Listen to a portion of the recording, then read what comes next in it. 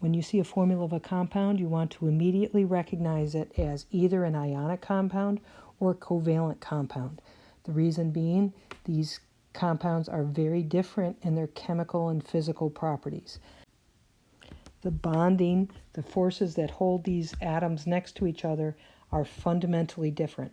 Ionic compounds are held together through a mutual attraction of oppositely charged ions. Covalent molecular compounds are held together by covalent bonds, which are essentially envisioned as shared electron pairs. Let's practice recognizing ionic versus covalent compounds simply by looking at the formula. First, considering ionic compound.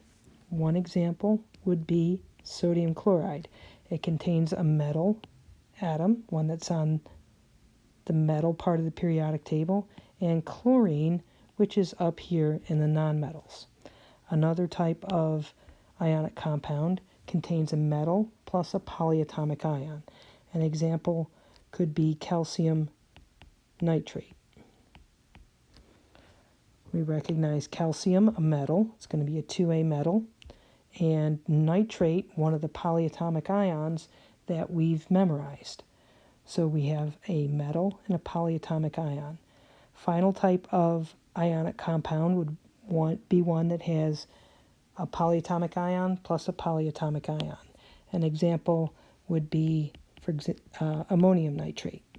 Here we have two different polyatomic ions, a cation, a positively charged polyatomic ion, and a nitrate, a negatively charged polyatomic ion, an anion. Molecular or covalent compounds contain only nonmetal atoms, those atoms that are up here in the corner, upper right-hand corner of the periodic table. Examples would be water, carbon dioxide, glucose. Okay, all of these compounds contain only elements that are found in this upper right-hand corner of the periodic table. The formula of a compound indicates the number and type of atoms in the basic unit. For example, a molecule, the basic unit of a covalent compound. A molecule of water contains 2 atoms of hydrogen, 1 of oxygen. A formula unit is associated with an ionic compound. It's the lowest whole number ratio of ions. For example, for sodium chloride, we have 1 sodium ion for every chloride ion. Let's practice determining the formula unit of ionic compounds. To do this, we want to make sure that they are electrically neutral, meaning they have no net charge. The number of positive charges has to be equal to the negative charges, and we do need to be careful to make sure we use the lowest whole number ratio of ions. Okay, let's consider copper 2+ and the perchlorate ion. The perchlorate ion has a -1 charge, which means we're going to need twice as many of these perchlorate ions as we have of the copper 2+. This is how we properly represent the formula.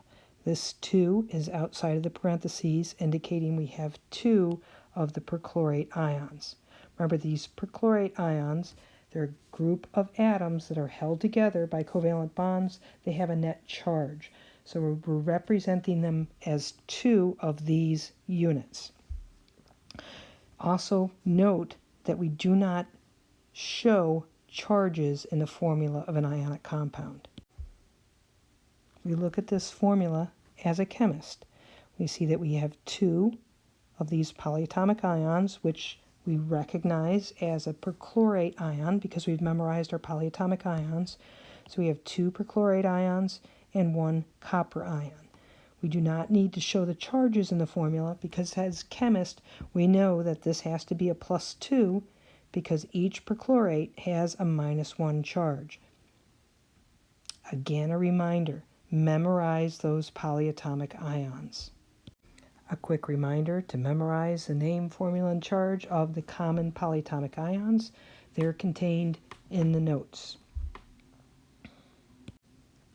Potassium ion and the phosphate ion.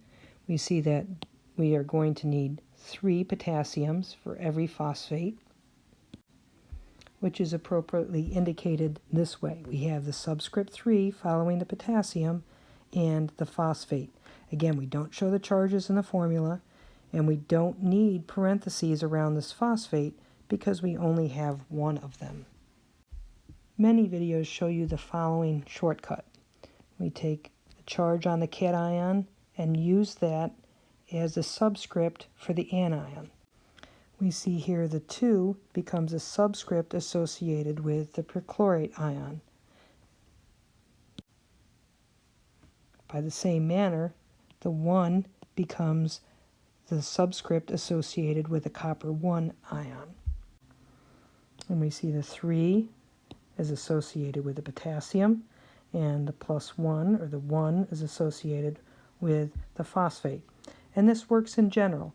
This always gets us to an electrically neutral compound. However, the method has its limitations, as we see here. This 2 becomes associated with a sulfate ion, this 2 associated with the calcium.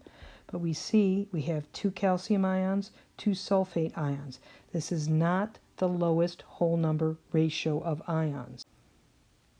So instead of a 2-to-2 ion ratio, the correct formula is a 1-to-1 ratio of ions. We still have an electrically neutral compound, but our formula is written appropriately as having the lowest whole number ratio of ions.